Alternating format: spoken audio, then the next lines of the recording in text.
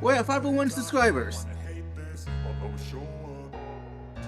I don't ever slow up, no I don't take I got no love for the fakeness. If you wanna play tough and wanna hate this, I'll always show up and make a statement. I don't ever slow up, no I don't take I got no love for the fakeness. If you wanna play tough and wanna hate this, I'll always show up and make a statement. Everything I do so instinctive and so passionate. Every word I move so descriptive like an adjective. I got a vendetta against people who patented being negative when you should be getting after it.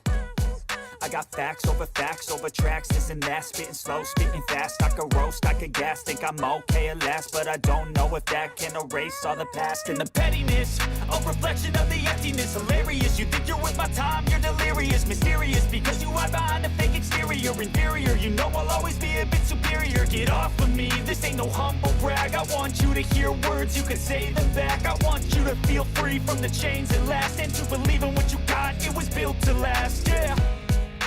Now that I've been put through, I never got anyone's help. I had to do it all myself.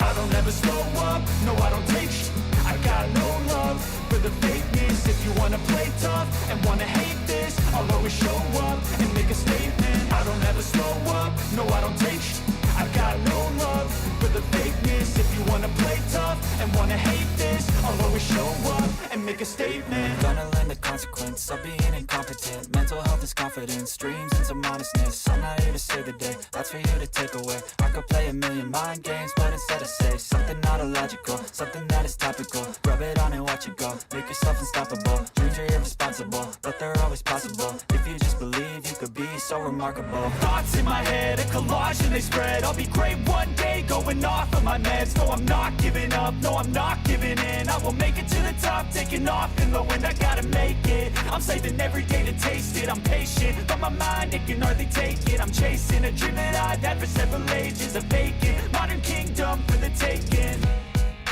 Now that I've been put through, I never got anyone's help. I had to do it all myself.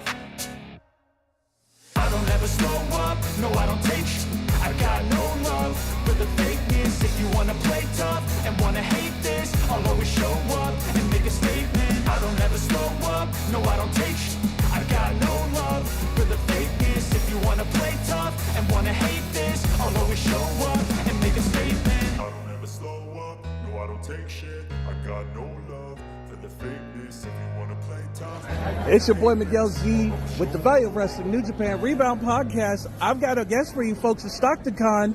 What up, everybody? AJ Kirsch here, the voice and the host of Stockton Con. The Value of Wrestling is awesome, so subscribe on YouTube. Scan the QR code right here, now. Subscribe, check it out. There we go. You'll be glad you did.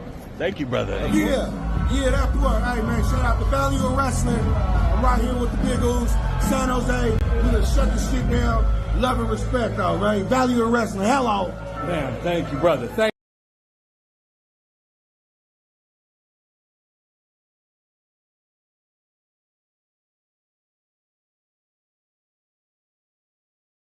Oh, ladies and gentlemen, let me tell you something. There's a werewolf on the loose, and we were telling you about the werewolf before. Most people were, as you just saw in the shout-out. The Samoan werewolf, Jacob Fatu, there in the shout-out, makes his debut on WWE programming, joining the new bloodline, looking like a savage, looking like a beast. What a way to introduce Jacob Fatu. We've been waiting, and finally, there it is, ladies and gentlemen. Jacob Fatu showing up on SmackDown. Of course, the other man in that shout-out video is our good buddy, the one, the only, AJ Kirsch. And speaking of AJ Kirsch, go to the description below, click the link, go vote for that man.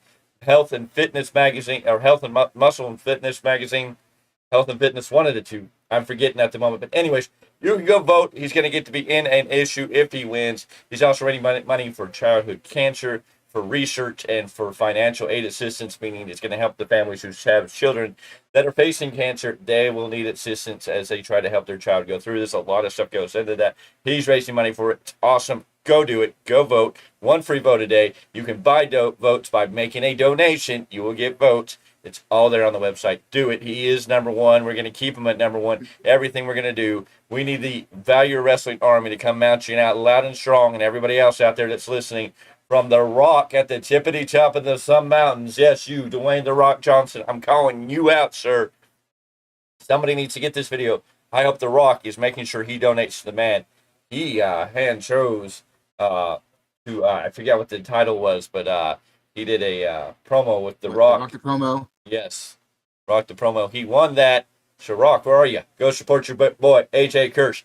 I'm calling out The Rock. Let's see if The Rock will do it. But, hey, tweet it out. Let's get it out. Everybody, acknowledge The Rock. Tell him he needs to donate to AJ. If you haven't, go vote for today. One free vote every day. Make sure you're voting every day.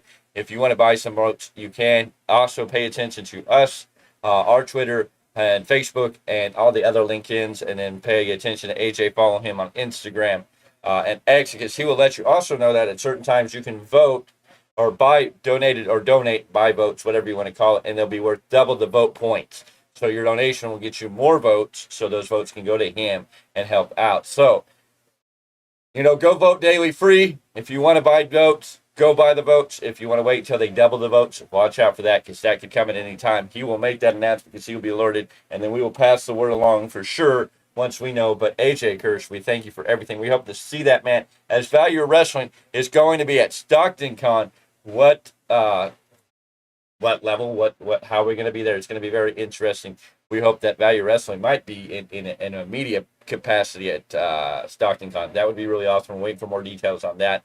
So, support your boys. Keep the fingers crossed that maybe the Stockton Con will invite us into their show.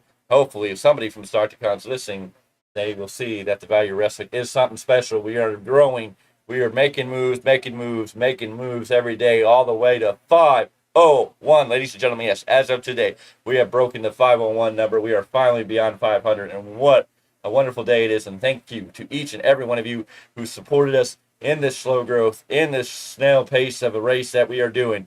And now it's time to double that. It's time to get to that 1,000. It's time to watch videos. It's time for the next push. As the Value Wrestling moves to 1,000. At 1,000, ladies and gentlemen, we are going to give away an action figure.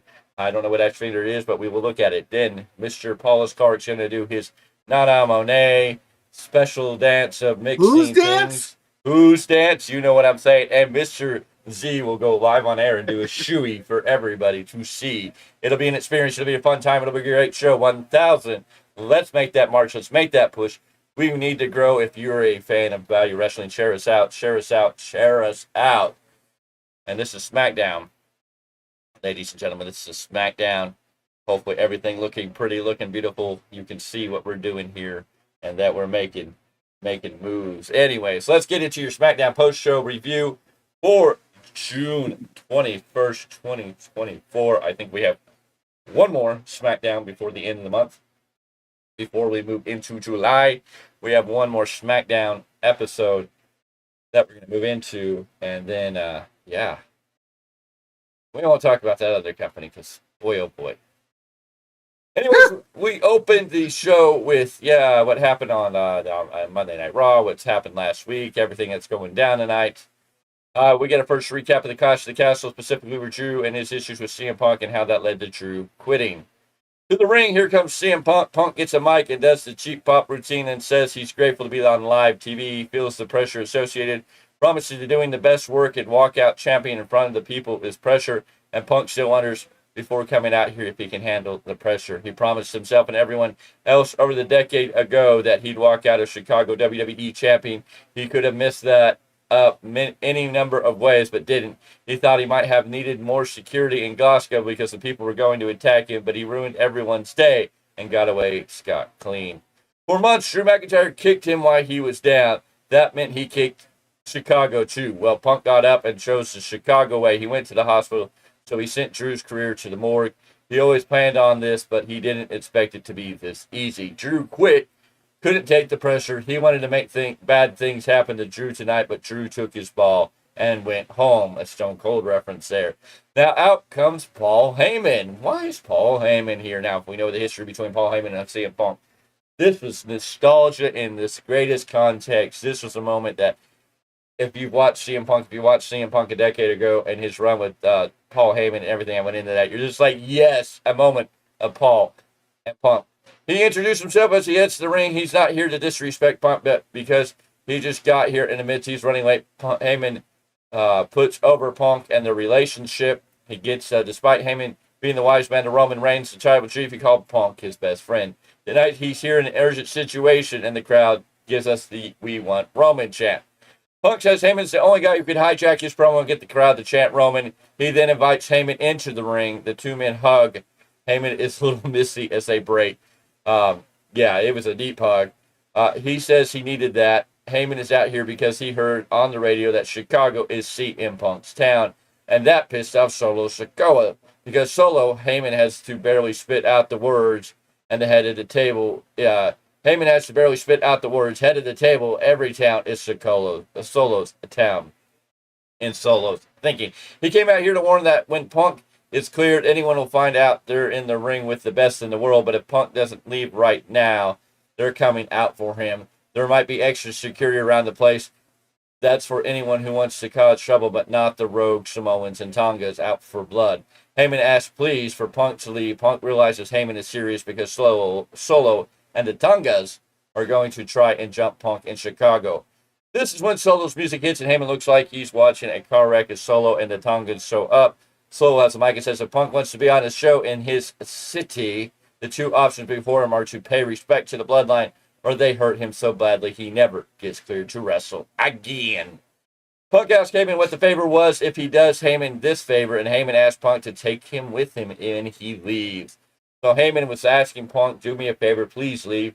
And Punk then asked Heyman, if I do this favor, what was the other thing you wanted me to do? Basically, Heyman goes, take me with you, and it was beautiful. I think any hardened fan could have been a little misty-eyed here of like, oh, poor Heyman. Heyman looked like he's going to cry for any minute. Punk acknowledges the fact that the bloodline isn't here. It's fake Usos and a cosplay tribal chief.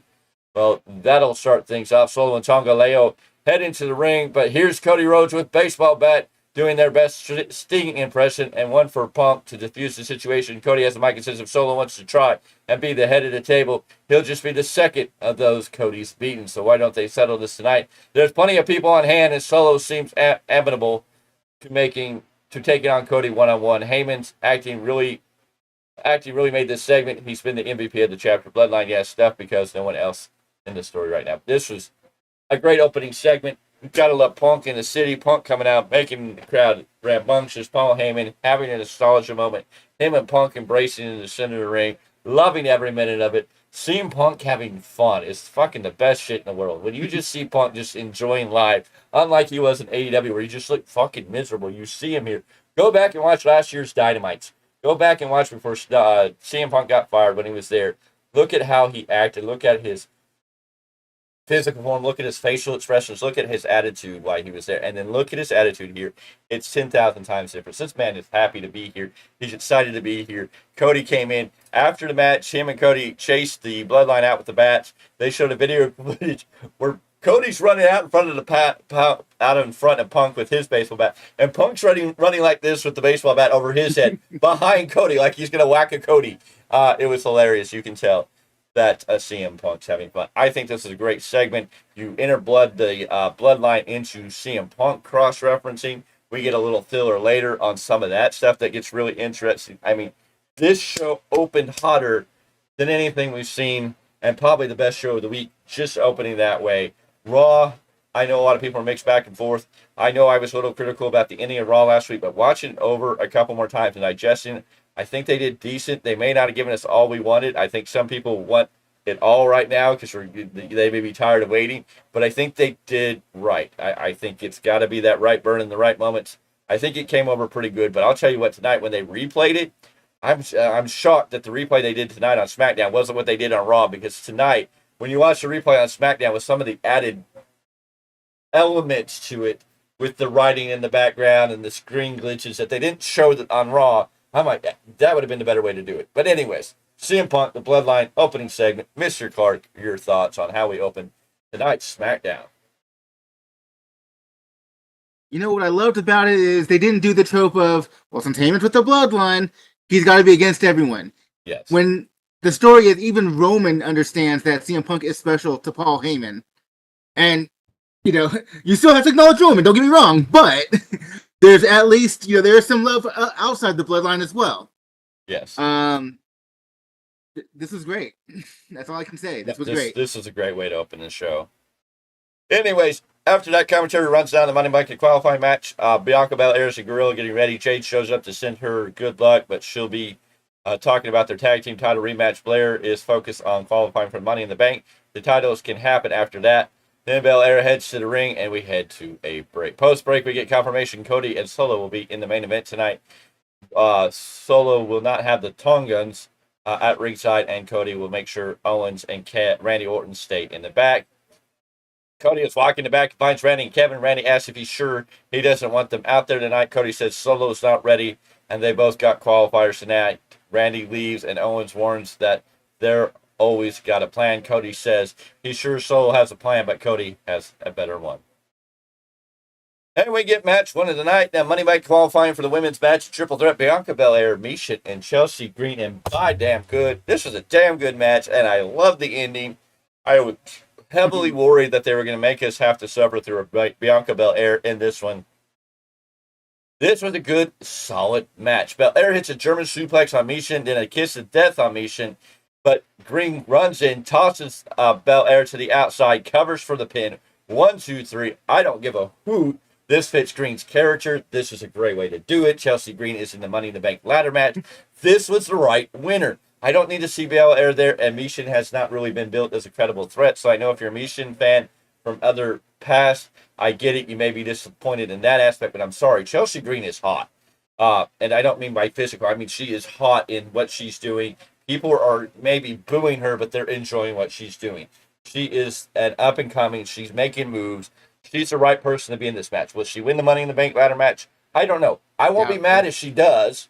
I won't be mad. I think she has, at least she's in a Money in the Bank where I can say she's a believable competitor. Like, I would not be mad if she wins it. I could see her winning it. Will it happen? I don't know. I got to see the rest of the field kind of come to fruition to really be like, But I'm excited. Chelsea Green's here. This match was 7 minutes, 16 seconds. It was a very good match. It was a good opening match. They didn't go with Bianca Belair. They're going in a direction that I'm happy. They're going to give something to Chelsea Green here. Can't wait to see how this goes. Now, also remember, two things can be simultaneously true at the same time.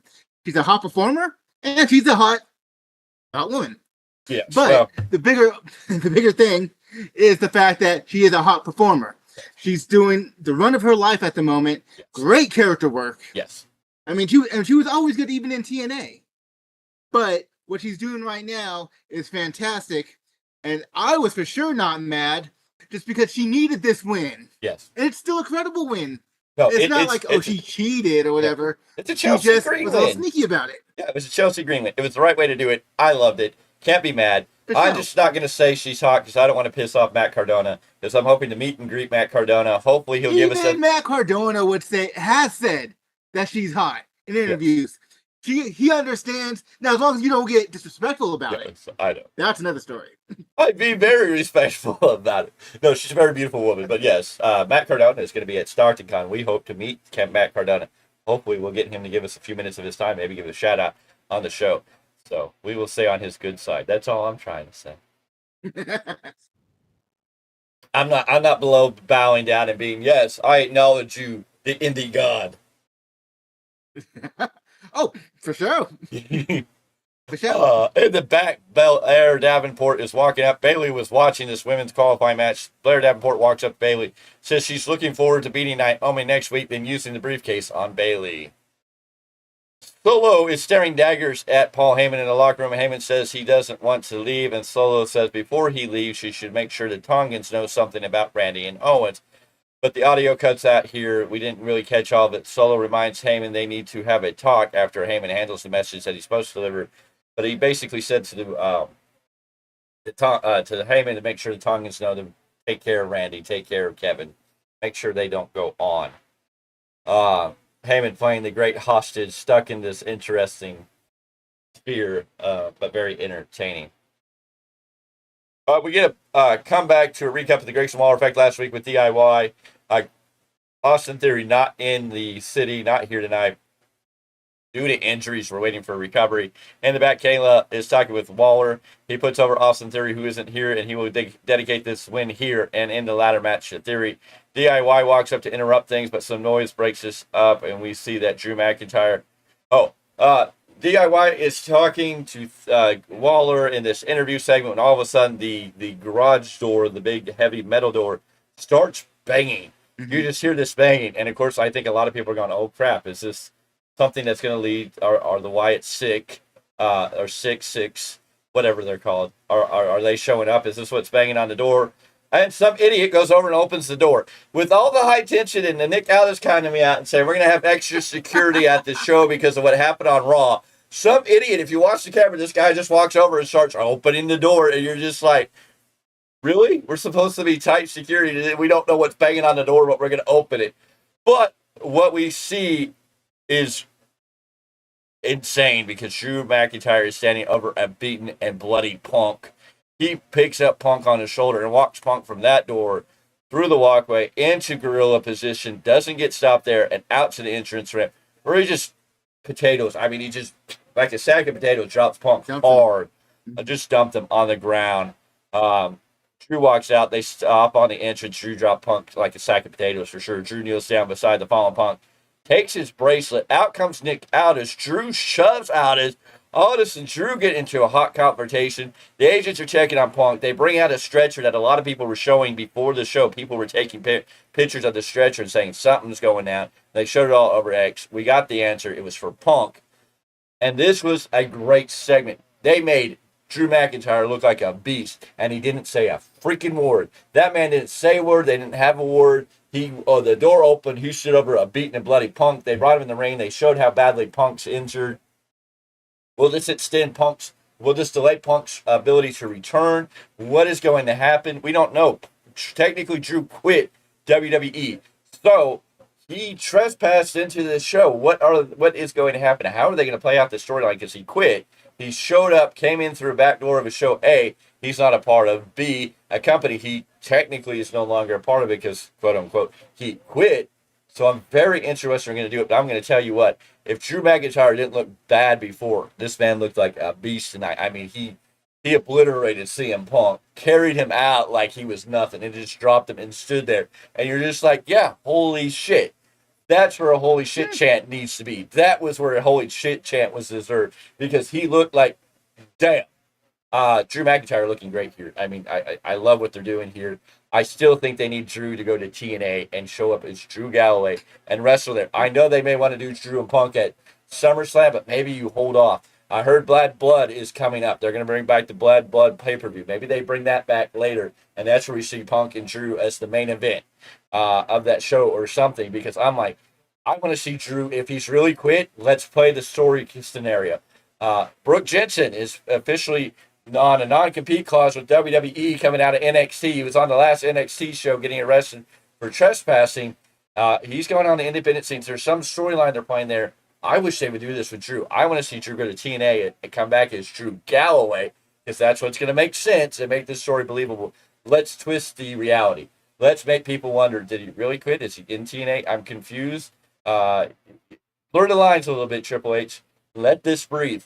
Drew beat him down, left him in a bloody pulp, didn't say anything. I think Drew needs to go away. Punk can come on TV and be pissed off, and I think Drew shows up in TNA.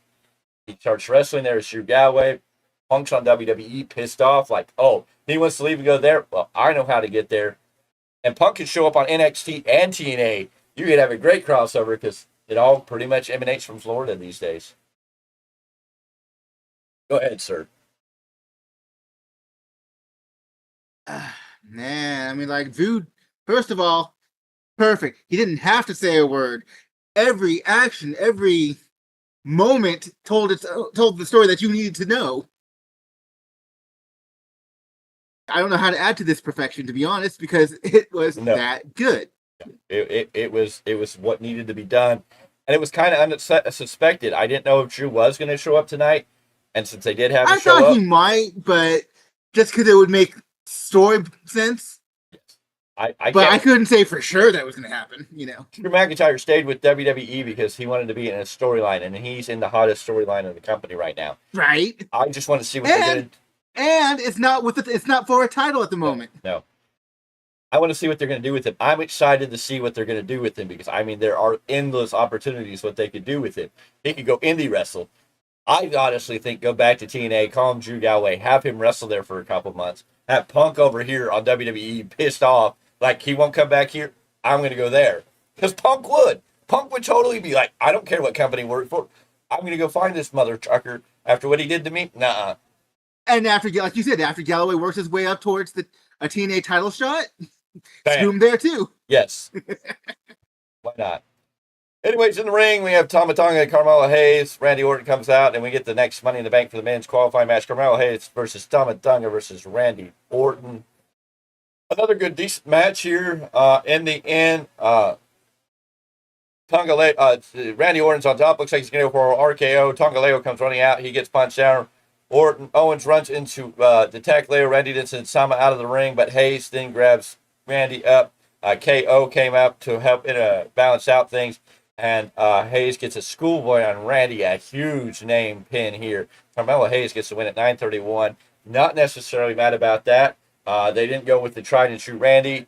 They gave a way out for Tama not to be the winner and not put him in this and not totally make him eat the pin.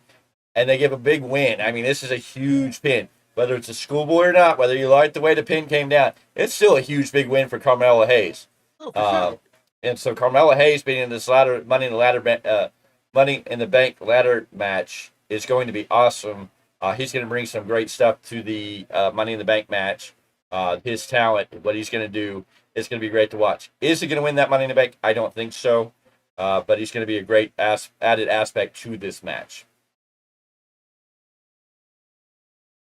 To me, he's going to be kind of the Kofi Kingston of the match. Yes. A lot of high spots, a lot of great, exciting action. Yes. But I don't see him going over for that match. I don't see him winning it, but I see him as a spot monkey, for lack of a better word, at the moment in this match. And it should be highly entertaining. Post-match, we get a recap of the Wyatt Six in their debut on Monday Night Raw. And this one was a lot better because they cut this, they put glitches in it, and then they put little words. And it was really fast and really quick, and some of it was hard to read. But they wrote everything into it, and then when they showed Chad Gable this time, they flashed back to Chad Gable and Alpha Academy and all these other things. And it's really interesting. And, of course, it also looks like the Wyatt Six are harassing Pat McAfee. The Pat McAfee show was interrupted yesterday. Cut to black. Today, Pat McAfee tried to write it off as a drone coming into the auditorium and trying to ruin their show, and the Marine or the military guy that was there took guns and took it out. But then at the end of today's show, they got cut off and said, "You lied." A blue screen reminiscent of everything we've seen with the Wyatt Six on WWE TV flashed at the end of the cutting off the Pat McAfee saying, "You lied." So lots of great stuff coming, building this up. Can't wait to see. Vince Russo's a dumbass because he said, "Oh, they're not going to make this last because they can blah blah blah blah blah." Vince Russo, we don't give a fuck about what you think. Your opinion don't matter. Why are we giving him anything on our platform? Anyways, I like the replay here because they added features to it that I felt was missing in the other, the original segment. So maybe even like this a little better. The more they're playing it, the more I'm kind of liking it. I know it hasn't paid off yet, but I think we're going to get the payoff. We're going to start to get the payoff. I think, yes. I know people are confused. Are they going to wrestle in these masks? No. I think with the idea that they were all out after the show eating at a Whataburger with no costumes and taking pictures tells you that, we all know who they are. They know who they are. They're not going to hide this. But I think the masking on reveal, I don't know if it'll be one person at a time, how it's all going to go. But it's going to be very interesting. Raw and SmackDown are going to be two hot shows. We're going to start seeing the Wyatt Six display what they're doing, how that's going to play into things. That'll be interesting. They destroyed Raw, so it's going to be interesting how they play out Raw next week. How are they going to rebirth Raw? Yeah. Chad Gable is cleared to wrestle, so he will be in that triple threat Money in the Bank ladder match, except in the preview. The Wyatt Six are even messing with Twitter accounts, so it's I don't know what's going on, but Scrap Daddy himself,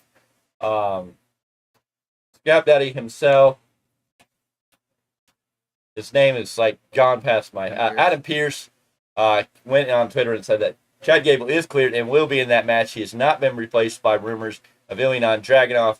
So Chad Gable still seems to be in this match. So we'll have to wait and see how that all plays out on Monday. SmackDown is getting hot with this new bloodline dynamic, and they turned it up to 10 tonight. If they go in the direction they need to after tonight, they might finally be on the right track. We come back tonight. LA Knight is heading to the ring. I'm kind of wondering though. Go ahead. Go ahead. Are we supposed to have sympathy for Chad Gable since he got attacked? I don't know. It's going to be interesting. He was a part of a lot of the clues that were in it. If you go back, where they said you stop saying shh, or stop saying thank you. That was it. They said he stopped saying thank you, or they just said in general you stop saying thank you. So there was a lot of pointing at Chad Gable possibly in these bits. So we don't know where they're going to wind up on. We don't know where they're going to line. It's going to be interesting. We don't know anything. We're going to have to learn. Anyways, we come back to LA Knight heading to the ring to a significant pop. Knight has a mic and wants to talk to us, and he immediately calls out goofy-haired Logan Paul and tells him to bring the U.S. title with him. No signs of Logan. Knight says, this has to be a joke. He looked Logan dead in the eye and said he wanted a shot at the belt, and Logan said no. Knight was told Logan would be here tonight to handle this, but apparently not. He tells Logan that time is running out. Next week he will qualify for Money in the Bank. He keeps going for a bit, and then Santos Escobar interrupts him. Escobar with some Spanish, and Knight cuts him off. And his music, he doesn't care about Escobar, he cares about Logan. Escobar tells him to shut up. He calls Knight delusional for chasing Logan like this. Next week, Escobar will deal with Knight in their qualifying match. Knight mocks his lack of response from the crowd and warns that he's beaten Escobar every single time he had to. Escobar tries to attack Knight, but Knight drops him with blunt force trauma. Now Logan Paul out from behind, attacking Knight. Then Clarke knocks out clocks him with the knockout punch. Next week we'll get LA Knight, Logan Paul, and Santos Escobar in the Money in the Bank qualifier match. So the United States champion could be in the Money in the Bank could be in the Money in the Bank. That could be very interesting. Are Knight and Logan Paul going to cancel each other out? Is Escobar going to get a big win in the Money in the Bank qualifier? Could be very, very interesting. Waller gets to the ring. We also have Andrade. Here comes Kevin Owens. Kevin Owens immediately gets attacked by Tama Tonga and Tagaleo. They stomp him down. Randy Orton comes out with the chair to chase him off. Because Owens is a man, he limps out to the ring and tells the referee to start the match. And an already injured Kevin Owens gets into the triple threat match for a Money in the Bank ladder match qualifying. And we got a good solid match out of all three of these. Owens goes up top, hits a swanton bomb on Andrade, but his knees mean. But he hits his legs, which makes him slow to cover. Andrade kicks up. Andrade avoids a pop-up powerbomb. Owens avoids the message and hits a stunner, but Waller pulls Owens off of the pin and attacks the leg, and then hits a DDT on the floor. Waller with a rolling attack in the ring, but Andrade counters it into the message, which gets the pin on Waller. Andrade, who everybody said it was buried, gets a win here. Andrade going to be in the Money in the Bank ladder match at Money in the Bank. So everybody's saying Andrade got buried. Andrade looking like the underdog in this match, because you would think, oh, Kevin Owens and Grayson Waller have more going for him. I would have kind of liked to see Waller maybe get into this and win the Money in the Bank, because it would have added character depth. He could have the Money in the Bank while teaming with Theory. It could continue that feud between him and Theory that's slightly there. Waller always having to kind of check his back with Austin Theory right there. It would give a good reason that Austin Theory might just steal it and cash it in himself. A lot of options there, but I'm happy Andrade getting a big, big win here. And he's going to be in the Money in the Bank. So we have a couple of interesting names going into this. They're going to make this interesting, because I don't know if it's going to be that easy to call who's going to win this. With the Carmelo Hayes, Andrade, and I forget who already won on Raw. Anyways. You know what's also interesting? Isn't Andrade also the WWE Speed Champion? Not that that's incorporated into main storylines, but... No, it is an interesting idea. It could be very interesting how that plays out. Andrade celebrates as we get a recap of Cody and IHA from the Clash of the Castle, and the Bloodline attack Cody post-match. In the back, Cody walks as we head to break. We come back from break. We see Tiffany Tyme with Tiffany Stratton mocking Michin for losing tonight. Michin mocks her for hiding behind Nia Jax, and Michin slaps the crap out of her. This prompts Jax to shove Michin into the locker. Next week, Jade will take on Tiffany and Candice LeRae for a Money in the Bank spot in the ladder match. That's going to be interesting. Also, Naomi will take on Blair Davenport and Indy Hartwell in another Money in the Bank qualifier match. And we already know Logan Paul versus LA Knight versus Santos Escobar. Kayla is in the back, gives us an update. Drew will be on Raw in some capacity, and no word on Punk beyond spending the night at a local hospital in Chicago. To the ring, here's Cody Rhodes. Post-break, Cody waits in the ring for Solo. Solo is in Gorilla with Heyman. Heyman says he did Solo's bidding and the Tongas take care of business. He tells Solo he's breaking commandments. Roman promised Heyman that Punk wasn't going to be bothered, and Solo wasn't to deal with Cody personally. Solo tells Heyman to stop, but because he loves Heyman, he's telling him Roman is never coming back. Heyman looks like you just ran over his dog, and Solo heads to the ring, and Heyman stammers, can this be true? Solo telling us that Roman's never coming back. So who is the head of the table? I think you got a little Dwayne in the mix here. It's going to be very interesting. Good little segment here. Very interesting. I love what we're doing here. We did get an announcement, very interestingly, from commentary. This was like at the 51. So this was 6:51, 6:52 into the show. So we had about 8-9 minutes left in the show, and they announced that we already talked to our TV partners, and if we need to, this match we will stay with this match into the end. So WWE tease an overrun, and didn't do it because they got their match done in time. No, what happened? Cody and Solo were going at it. Eventually, Cody looked very angry. We were getting a very passionate Cody here as he was beating the snot out of Solo everywhere. This allowed Tonga Leo and Tama Tonga to come down, and it turned into a 3-on-1, and the match broke down. The match was thrown out at minute 41. All 3-minute attack Cody, but here comes Randy Owens and a limping Kevin Owens to even up the numbers. There's a big brawl. There are still 5 minutes left as Randy hits Tama with the RKO. Solo is left in the ring alone. They corner him. He's begging off everybody, and then he looks up and starts smiling and laughing. And into the ring with his glorious red hair, the mystery man of the hour. Yes, ladies and gentlemen, the Samoan werewolf is arrived. There's a werewolf on the loose. Jacob Fatu shows up and goes savage. Yes, they actually called him Jacob Fatu on commentary. They called him the Samoan werewolf, runs in and goes wild. He crushes Owens with a Samoan drop onto the ring steps. Fatu then spears the snot out of Randy through the barricade. He had a better spear than some of what I've seen from Braun Breaker recently. Anyways, Fatu pulls him out and hits it. Uranagi on the okay. How he does that to the barricade. He heads to the ring. He trades punches with Cody. Cody sends Fatu out of the ring. Fatu grabs him by the leg, pulls him down, decimates him with the Uranagi on the apron. Fatu with a headbutt to Cody.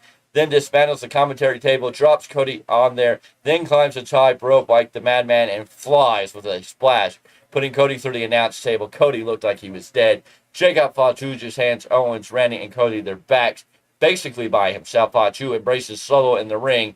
Even Tama Tonga and Tonga Leo looked a little bit shook as commentary sold the man known as Jacob Fatu as the Samoan werewolf. They sold this man better than they've sold anybody in a long time. Corey Graves and Wade Barrett were literally telling you they were scared of this man. They told you, this is the man the family don't even acknowledge exists. This is the man the brothers don't even want to, acknowledge in any shape or way. Corey Graves and Wade Barrett did the best job possible to sell how savage Jacob Fatu was. They were literally scared of this man.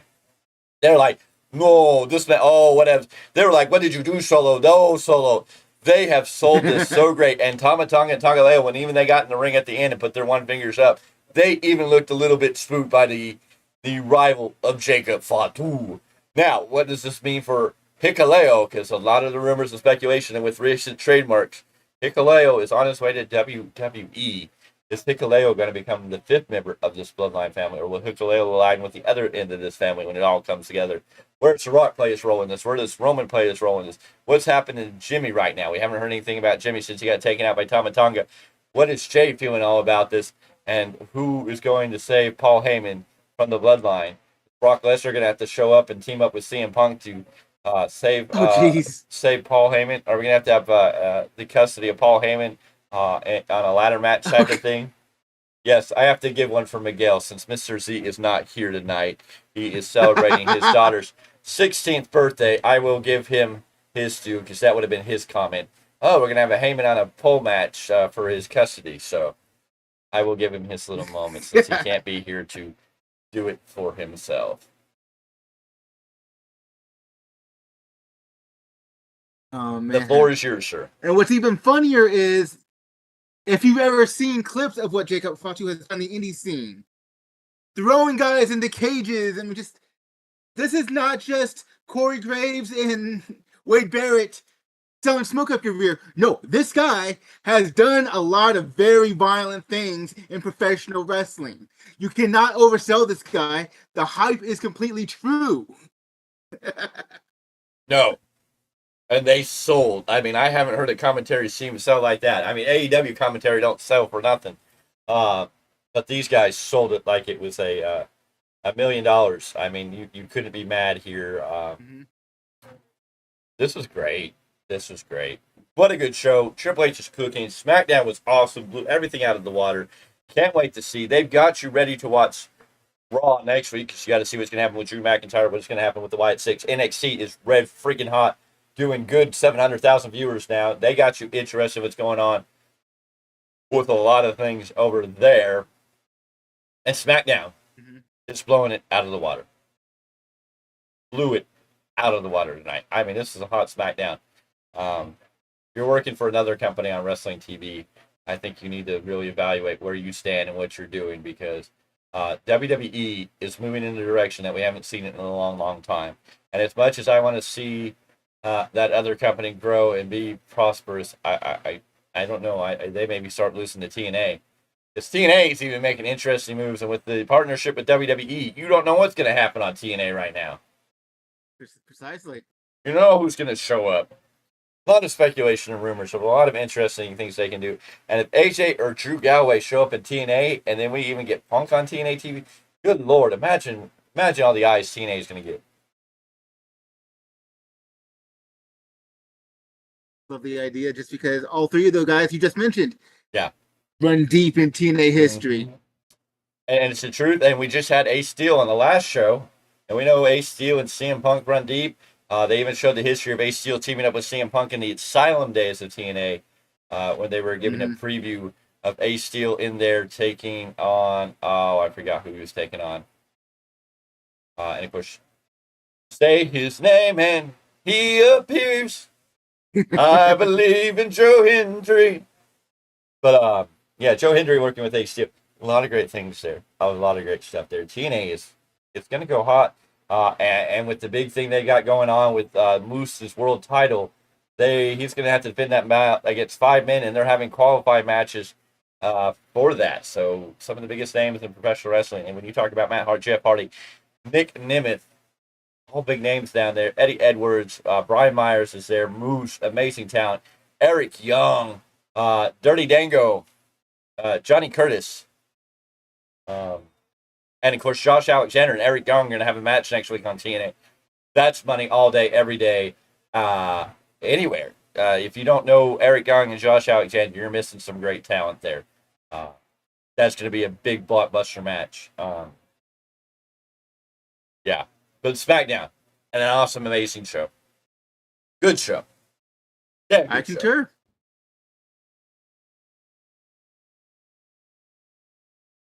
I think the nice little cherry on top for us is the fact that we've had Jacob Fatu in our opener for the several months before he was even rumored to be contracted to WWE. Battle of the Valley. Mr. Z did that. Good job, Mr. Z. You got us a Simone Werewolf. Jacob Fatu, we've been celebrating Jacob Fatu. Jacob Fatu. Good to see him on the channel. Good to see him finally make his roster debut. A lot of people thought he was going to show up in NXT, and I kept saying, no, he's going to show up in this Bloodline feud one way or another. Didn't see it coming tonight. But I would still say maybe Hikuleo winds up in NXT. It's a possibility, but obviously there's storyline reasons for him to be on SmackDown as well. Going to be interesting where they put him, and I'm sure he's on his way to WWE. All the rumors are pointing that way, and with some of the trademarking names, it's going to be interesting how this all plays out, where this all goes. They're creating a storyline. You may not like all of it. It may be a slow burn, but it's coming together slowly. And with the addition of Jacob Fatu, I think now you're going to see the bloodline become savages. They have their savage beast. They have the killer. They have the man that'll take the kill shot and not give a hoot. Things are going to get interesting. Things are going to get interesting. And I don't know how many people are excited for AEW Forbidden Door at this point. Forbidden what? Exactly. Forbidden who? The Forbidden Door's actually kind of been kicked open by WWE at a different level. And people coming to WWE wanting to work partnerships. I heard AAA is in talks with WWE to work out a partnership. Another one Tony Khan might lose. Maybe that's why he's leaning more on CMLL. Maybe. But you can go watch Forbidden Door. We're going to see Cesaro take on MJF. I'm sure in ring it'll be a great match, but I don't know if that excites anybody. But I guess, when you say it's Forbidden Door and it's supposed to be one person from one company, another person from a different company that you didn't think would ever match up, but then you look at MJF. I can't wait for Sunday. Ladies and gentlemen, you need to be here Sunday because it's going to be a red hot conversation between myself, Mr. Clarke, and of course, Mr. Miguel Z. He'll be here. We're going to talk about the breaking ratings of AEW. They're dismal. And not a good coming. And it's going to be a deep talk. And do they have the superhero in MJF that they really need? Because that looks like the only man that may have anything to offer to the table. Because I'm telling you, I want everybody to go back to the beginning when Will Ospreay came onto the scene at AEW, when that officially made his first ring debut. And I sat there and told Tony Khan and told the world, if they put this man on too much TV, they're going to burn him out. And they're going to burn, if not him, they're going to burn the fans out on what they see. And I'm telling you, ladies and gentlemen, the ratings are telling this. And the sad excuse is that, AEW Dynamite ratings were down because they showed Black Panther instead of Big Bang Theory. Because nobody was watching Black Panther, they didn't tune into AEW. Because the Big Bang Theory usually plays, and it's a popular show, and so the people on Big Bang Theory stay around and watch AEW. My question to you, Mr. Khan, is should you not be creating compelling TV that makes sure that people come back each and every week to want to watch so you don't have drops like this, so you can't say it's because of that? Or the big excuse is it was Juneteenth, and so people were out barbecuing and celebrating the holiday, and they were doing stuff, so they were too busy. I'm like, well, I think wrestling's been on Christmas. I think wrestling's been on New Year's. I think wrestling's been on 4th of July. I think wrestling's been on birthdays and Halloween and Easter and Passover and April Fool's Day. I mean, wrestling's been on all these holidays, and they knew how to drew eyes to the product on holidays. I mean, I don't know how one holiday disrupts the viewership on a Wednesday night, and that also just tells me you must not be making TV entertaining enough that people are willing to say, you know what, I could skip the show this week and go to a barbecue. And why wouldn't you have people like the days of WCW where they had house parties? If you were so good, were the best wrestler, if you were so freaking red hot, then people should have been celebrating Juneteenth by watching AEW, by having a Juneteenth barbecue house party and watching AEW, because that's how red hot the product is. You got to come in Sunday. Especially with a black champion. NXT has 3. Anyways, we won't go down that road too deep because it's just funny. But anywho, come Saturday, because that's going to be a great round topic. That's going to be lit. I'm telling you, folks, it's going to be a fun conversation. We're going to talk about Shane McMahon going to AEW. I know I haven't broken that. I've been kind of debating with the big time rants, but there's a lot of rumors and talk. It's just rumor. There's nothing that says he's coming. You know, like, a lot of rumors, there's nothing official. I'm saying. A lot of talk. We're going to talk about how that would look. Is it really worth bringing a McMahon in any form into another wrestling company? And what has Shane brought to wrestling in the past that may make him an advantage to AEW? Can he really do anything if they were to bring in Shane McMahon? And could Shane McMahon be a catalyst for Vince McMahon to show up in AEW? That's a scary thought. Tony Khan and Vince McMahon working hand in hand to make AEW great again. That's the face I thought I'd get right there. and so much more. Drew McIntyre, where is he going? What is going on? Is he really quitting? AJ Styles going over to Japan to Noah to wrestle. Lots of great stuff. We're going to get the update on the New Japan Pro Wrestling. We're going to get the update on the brackets for the G1 Climax, how a round robin tournament should take place and how it should work. And then we will talk about what's going on next Saturday or Sunday. I guess it is Saturday.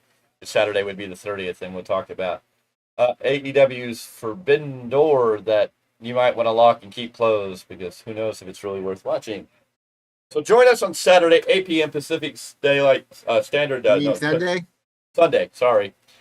Sunday at 8 p.m. Pacific Daylight Time. We will be live breaking all that down for you. Then we'll be back Monday with your Monday Night Raw post-show review. Tuesdays are regulated to New Japan Pro Wrestling for the time being, but there may be changes to the schedule. That may get bumped to another day because we may be doing reviews of NXT. We're going to watch a couple episodes of NXT. We're going to watch a couple of episodes of TNA and see if there's anything on those bones to really sink our teeth into and give some credible time to really sit down and do a review show. So those may come in if that happens, or maybe some changes to the schedule. Otherwise, Dynamite will no longer get a post-show review on this channel. I'm sorry if you came for Dynamite, if you loved what we said about Dynamite, if you loved us viewing our crap on Dynamite. It's not going to happen anymore. That may turn into my weekly rant. I might rant on what Dynamite brought you. We may give it the 5 minutes of the attention it deserves. But there will not be a post-show review now of Dynamite. Tony Khan has pretty much ran us all out of gusto, all out of everything, all out of any sort of feelings to even have the inkling. It's barely, after this week's Dynamite and what they're doing to Okada, and I don't know how anybody can embrace and think this Okada stuff that he's doing is great. It's good. I can't see it. I think they're taking one of the greatest talents in New Japan Pro Wrestling and making him look like a monkey. And so, yeah, Tony Khan has killed us. Shut up, bitch! No, you forgot the important part. I pushed the wrong button. Oh! Bitch. It's like, damn. Yeah. Yeah, anyways. I can't think of one comedy act that is worse. I know a bunch of comedy acts that are better, but I can't think. Even when Ryan Nemeth was doing the stuff on Being the Elite, that just made no bloody sense. And I have to apologize. I'll take Ryan Nemeth over what they're doing with Okada right now. Yeah, I have to apologize on air to R-Truth because I said that Okada was the R-Truth of AEW, and Mr. Clarke got on my case and said, don't be a little R-Truth like that. He's far better and superior. So I apologize, R-Truth, for comparing Okada to you. That was not respectful. Please accept my apology. Anyways, Sundays, weekly roundup, Monday Night Raw review, New Japan on Tuesdays for now. Wednesdays are going to be open. I don't know what will come on, but we will not be doing a post-show review of AEW Dynamite anymore. Thursdays are kind of fluttering around. Fridays we'll be back with your next week's SmackDown and post-show review to see where all this goes. So we're going to fill in some stuff. We're making some changes on the channel. We've hit 500, 501. Thank you for joining us. If you're new here, please make sure you hit that subscribe button. Join the Value Wrestling family. We're growing. We are growing. We are moving forward. We're making moves. Now we got to march to that 1,000. Once we make that 1,000, it's going to be awesome. We got to get some viewer hours up. Once we get the viewer hours up, hopefully we'll be able to, offer memberships. With memberships, we can do badges, and what that'll mean is that viewers who sign up for membership may get to watch pre-recorded content first. And so some of the shows may come out on a membership. If you have a membership, you'll be able to subscribe, and you'll get to see shows when they first come out, and then it'll come out to the general audience on a 24-hour delay. So that'll be a lot of fun. And then we'll also be able to open super chats, which are going to be a lot of fun, which will be a great way to help support. So we got to get the viewerships up, and then we'll be there, and then we're going to make that big march to 1,000. Lots of things are going on. Realm of Warriors Championship Wrestling, we're still working with them. We can't wait to the next thing. Stockton Con's coming up on July 13th and 14th. We are going to be there. Nash, Sting, Godfather, Matt Cardona, wrestlers that are going to be there. We hope to be there to cover it in some type of capacity. AJ Kirsch will be there, the voice of Stockton Con. We can't wait to see our boy AJ Kirsch at Stockton Con. Much love, AJ. Go vote for AJ if you haven't today. Make sure you vote tomorrow. We're going to blast that out tomorrow like we do every day. Be here every day for this date in wrestling history. I promise you we will have more information when Stockton Con comes down, because we're going to lock AJ down to some point, hopefully getting an interview live on air on this channel, which hopefully for my boys leads us to Joe Brody, Joe Brody, right? I believe that's full name there. If we can get AJ Kirsch, then we can move into Joe Brody. If I can Joseph Brody. Yeah, Joseph Brody. If I can get AJ Kirsch, we get him on the air, and then we'll have it taught. Maybe we can get one day Joseph Brody in church with the almighty Marty Richards. I think there's an interesting dynamic there. There's an interesting dynamic on what those two could bring to the table. We hope to bring you a lot of new content. We are working with several different things. We are trying to make names. We are trying to make connections. We can't wait to grow even bigger, better than we have before. Thank you for everybody who supported us to this point. We appreciate you. Love you. Stay with us. You're on the ground floor. If you want to join the ground floor, hit that subscribe button. Hit the like button on this video so it gets out in the algorithm. We need everybody who's seeing this. We're excited. We're excited. We can't wait to see what's going to come next, and we can't wait to show you what we have in the wheel work.